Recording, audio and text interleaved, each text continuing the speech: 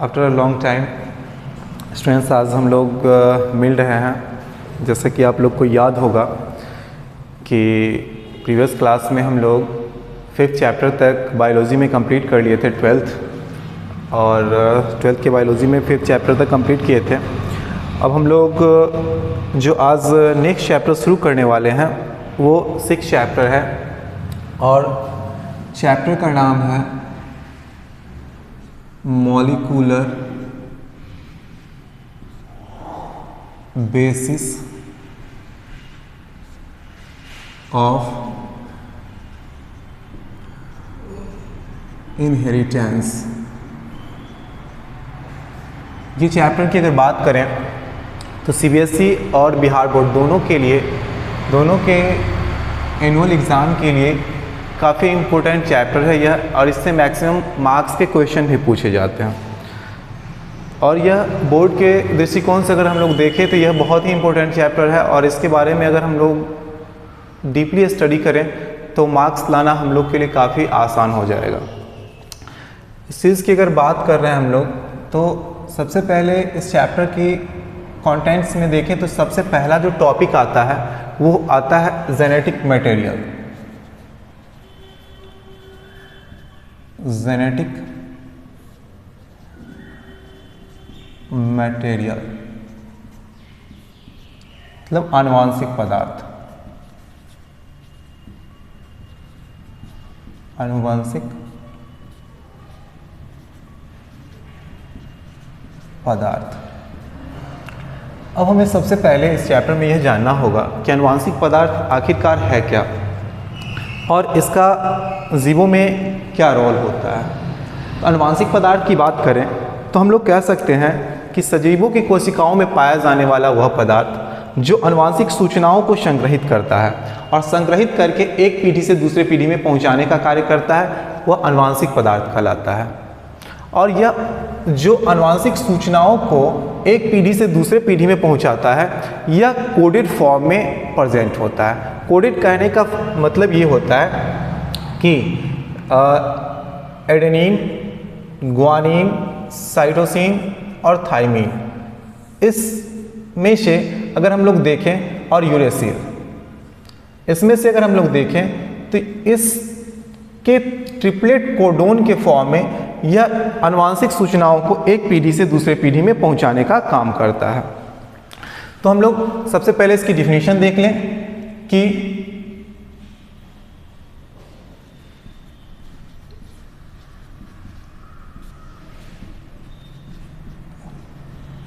सजीवों की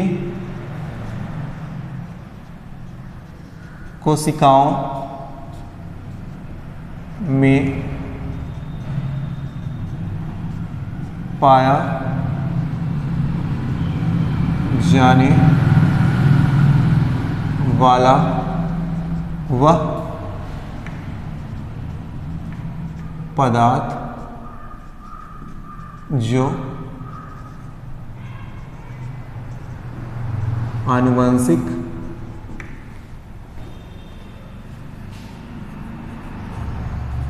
सूचनाओं को संग्रहित कर एक पीढ़ी से दूसरे पीढ़ी में पहुंचाने का कार्य करता है।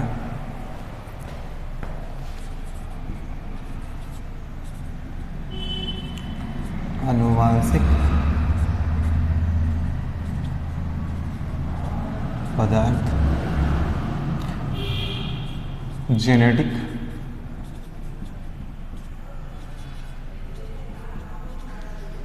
मटेरियल कहलाता है।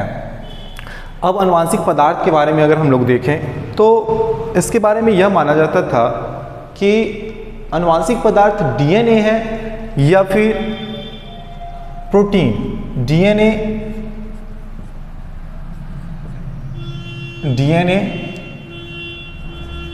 आनुवंशिक पदार्थ है या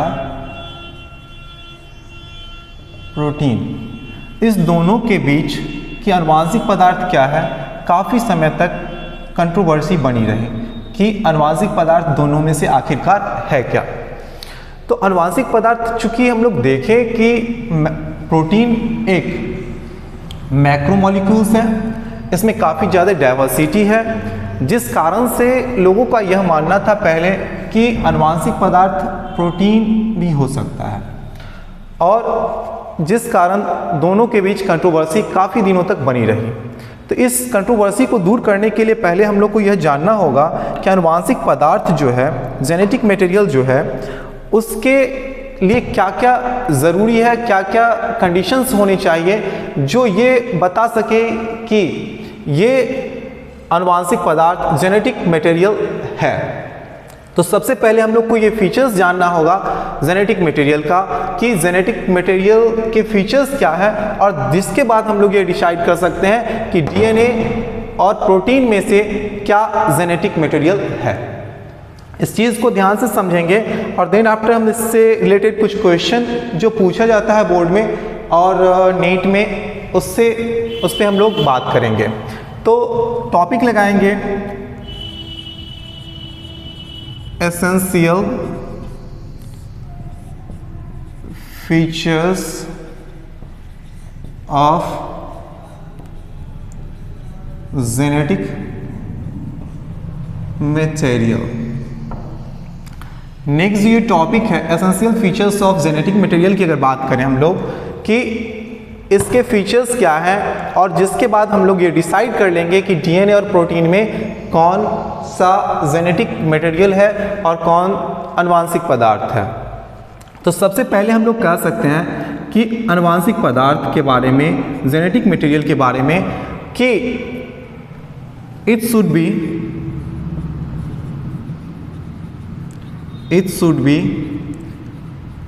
present in every cell of the body। अगर हम लोग बात करें तो इस बात को आप लोग जान रहे हो कि life begins with a cell. लाइफ की शुरुआत जो होती है एक सेल से होती है। मीन्स जीव जो हो सकते हैं एक कोशिकीय हो सकते हैं और बहुकोशिकीय हो सकते हैं। तो एक कोशिकीय हो या फिर अगर हम लोग बात करें बहुकोशिकीय की, तो बहुकोशिकीय जीव की अगर बात करें, मल्टी सेल्यूलर ऑर्गेनिज्म की बात करें, तो उसमें यह हमें देखना है कि जेनेटिक मटेरियल जो प्रेजेंट होगा वो लगभग सभी सेल में प्रेजेंट होगा। दूसरी बात अगर हम लोग करें, दूसरी बात तो क्या है कि it should B able to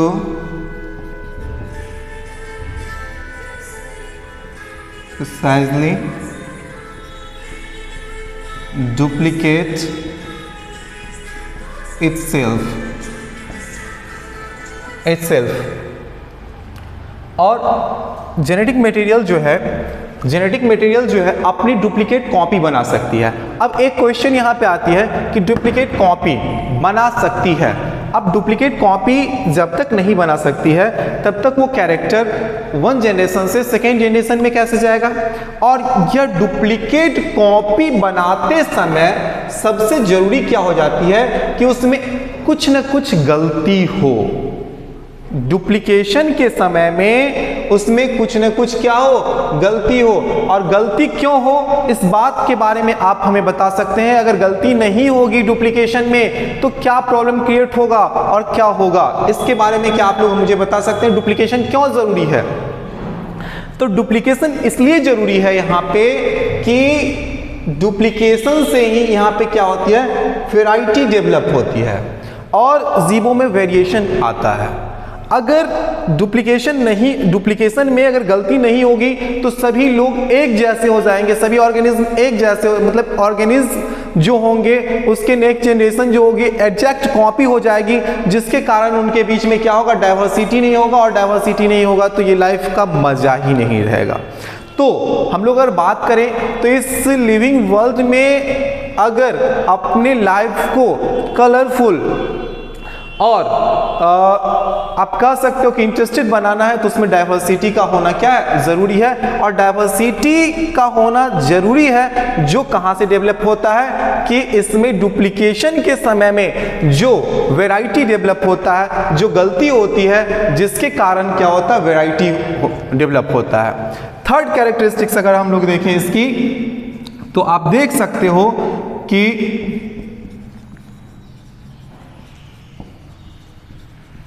it should be able to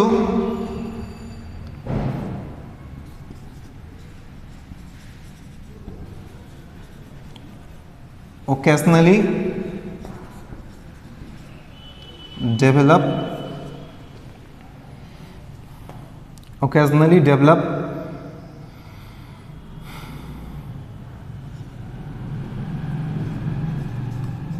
inheritable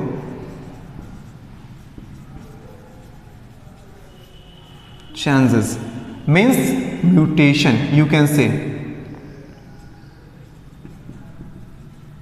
mutation means कि एक पीढ़ी से दूसरे पीढ़ी में आने वाला अंतर, एक पीढ़ी से दूसरे पीढ़ी में जो अंतर आता है वो क्या है, म्यूटेशन। मतलब इसमें इनहेरिटेबल चांसेस होना क्या होता है, जरूरी होता है। फोर्थ बात करें अगर जेनेटिक मटेरियल की तो आप कह सकते हो कि it should be able to store genetic information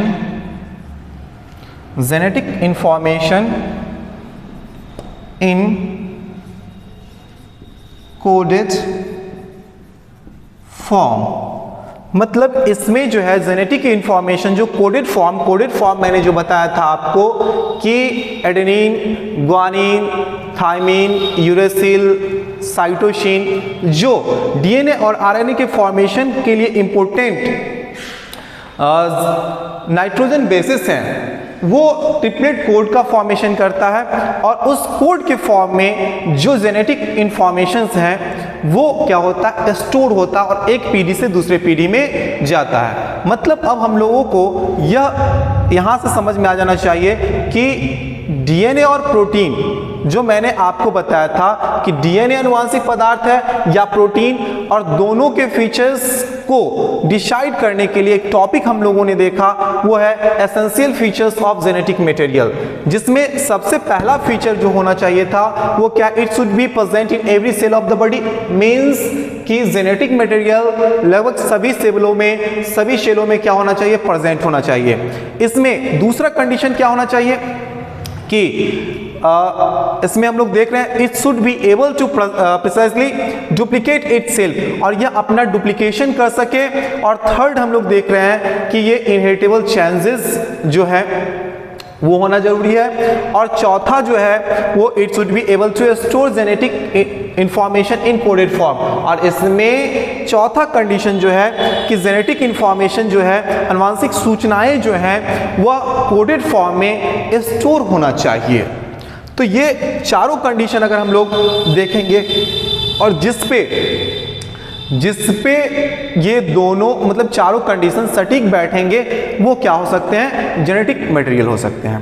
अब हम लोग बात करें कि जेनेटिक मटेरियल डीएनए है या प्रोटीन है, तो ये चारों बात समझ चुके हो। अब चारों बात समझ चुके हो तो पहले हम एक क्वेश्चन करते हैं कि क्या, क्वेश्चन ये ध्यान से समझेंगे आप लोग, क्या प्रोटीन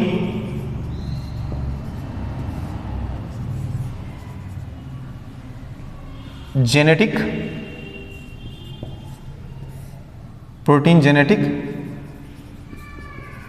मटेरियल है। तो अब हम लोग देखें प्रोटीन की अगर बात करें तो सबसे पहले एक चीज हमें जान लेना होगा कि बच्चों आप बता सकते हो कि प्रोटीन मीन्स होता क्या है? प्रोटीन मीन्स क्या होता है?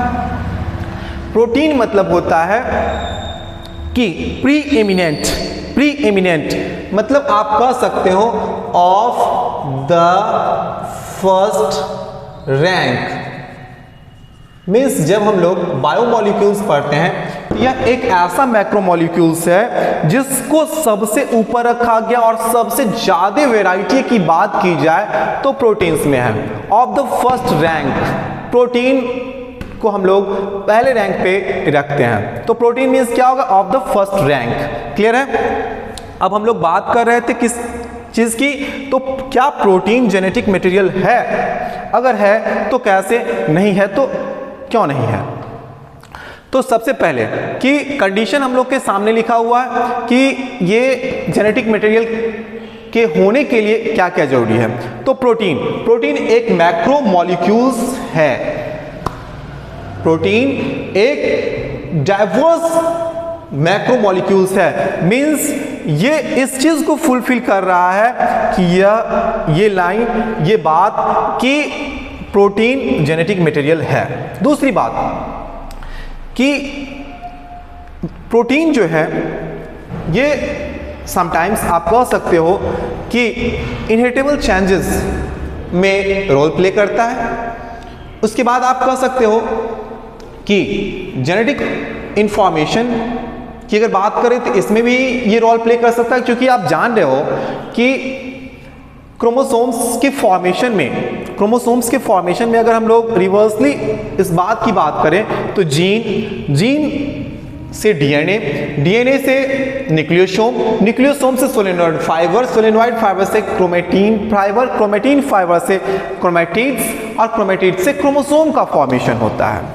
तो न्यूक्लियोसोम जो एक टर्म हम लोग के बीच आ रहा है, न्यूक्लियोसोम का जो टर्म आ रहा है, यह टर्म और न्यूक्लियोसोम के फॉर्मेशन की अगर बात करें तो हम लोग ये देखते हैं कि आप इस बात को जान रहे होंगे कि सेल जो होता है यूकैरियोटिक और प्रोकैरियोटिक होता है। अब यूकैरियोटिक की बात करें कि cell in which nucleus is well defined is called eukaryotic cell. अब यूकैरियोटिक सेल के न्यूक्लियस में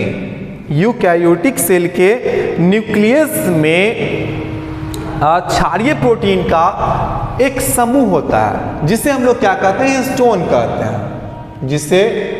हिस्टोन कहते हैं। और ये हिस्टोन और डीएनए के अणु आपस में मिलकर न्यूक्लियोसोम का फॉर्मेशन करते हैं। इसकी डीपली स्टडी हम लोग आगे के टॉपिक में करने वाले हैं। अब देखिए, तो जहां से ये चीज हो रही है, लेकिन ये 4 में से 3 कंडीशन को ये फॉलो कर रहा है। और चौथा कंडीशन की अगर बात करें, it should be able to precisely duplicate itself. तो प्रोटीन जो है अपना डुप्लीकेशन नहीं कर पाता है, जिसके कारण हम लोग क्या कहते हैं? प्रोटीन क्या है? जेनेटिक मटेरियल नहीं है। तो अब बात क्या आ गई? और इन सारे चारों चीजों की अगर बात करें, चारों कंडीशन की बात करें, तो किस पे डीएनए के लिए फुलफिल कर रहा है? सो डीएनए क्या हो गया? जेनेटिक मटेरियल हो गया। ठीक है?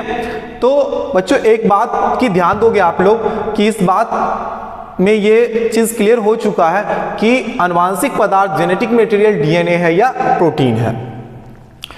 तो ये डिसाइड हो चुका है हम लोग के सामने कि ये आनुवांशिक पदार्थ आखिरकार है क्या। तो नेक्स्ट टॉपिक हम लोग शुरू करेंगे डीएनए। नेक्स्ट लेक्चर में हम लोग देखेंगे डीएनए।